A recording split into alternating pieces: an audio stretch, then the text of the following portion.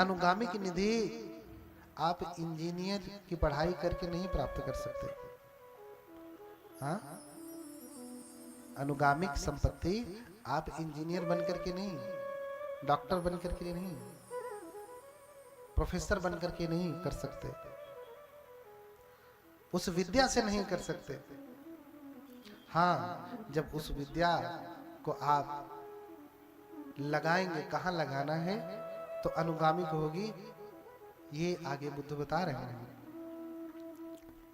कह रहे हैं कि जो अनुगामी की निधि है आप प्राप्त कैसे करेंगे। तो सबसे पहले कह रहे हैं कि यस्य दानेन शीलेन संयमेन दमेन च निधि सुन्नहि तो होति इथिया पुरिसस्वा। इस निधि को प्राप्त करने के लिए, संपत्ति को प्राप्त करने के लिए दानशील आदि का पालन करते हुए प्राप्त करना पड़ता है। चाहे स्त्री हो चाहे पुरुष, दोनों के लिए बात वही है।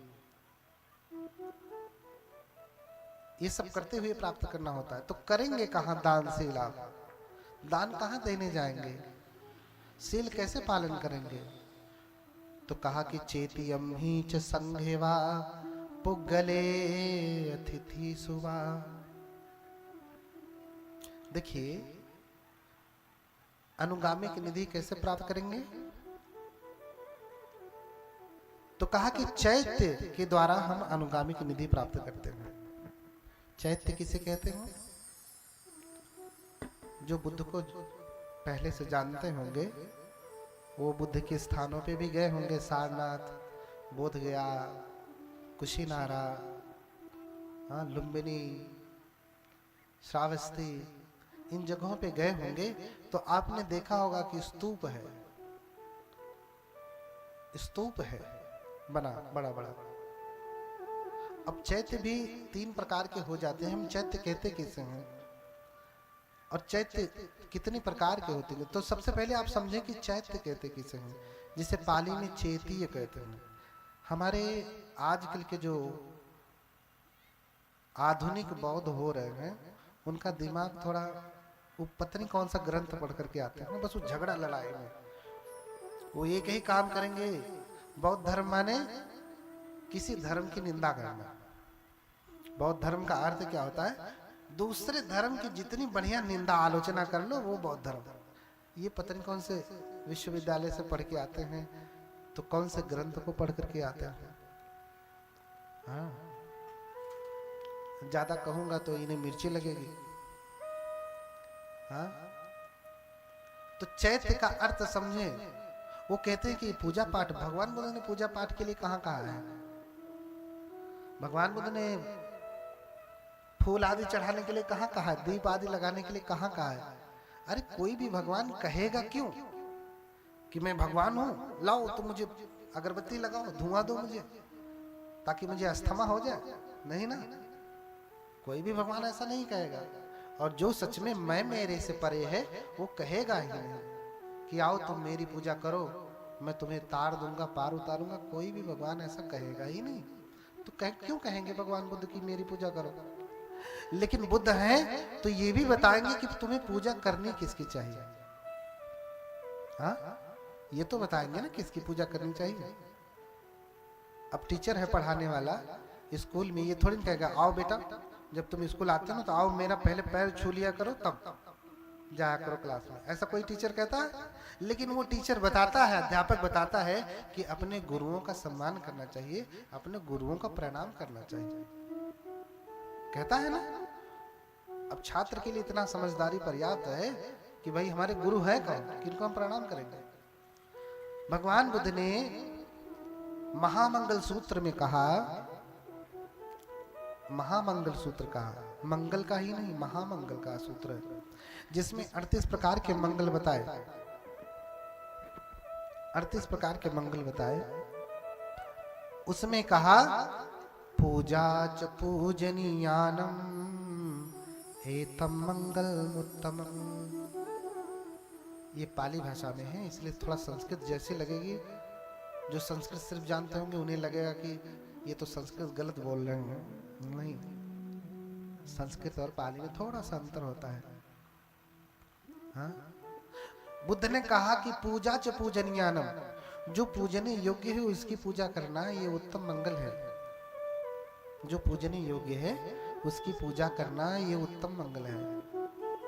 अब इस धरती पे बुद्ध से बड़ा पूजनीय कौन हो सकता है, जिसमें न राग है, न द्वेष है, न मोह है, जिसने कभी एक चींटी की भी हत्या नहीं की है, कभी किसी को मारा नहीं, बिना मारे डाकू अंगुलीमाल जैसे 1999 की हत्या करने वाले व्यक्ति को भी संत बना दिया। क्योंकि भगवान है ना, भगवान में इतना सामर्थ्य होता है कि दुष्ट से दुष्ट व्यक्ति को भी वो संत बना देते हैं।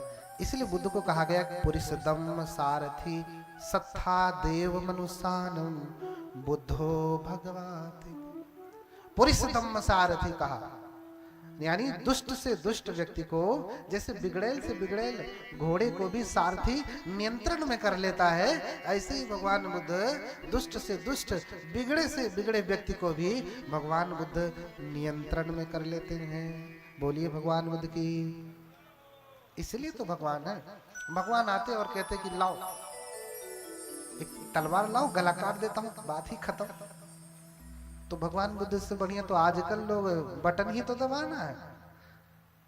हाँ, भगवान बुद्ध से ज्यादा तो आजकल लोग ज्यादा एडवांस है, बटन ही तो दबाना। लाओ, वो बदमाश है, बटन दबा दिया ठाए से गया, और कर ही रहे लोग। तब तो भगवान नहीं होंगे ना। भगवान आप उतरे औरों को तारे। भगवान ऐसे हैं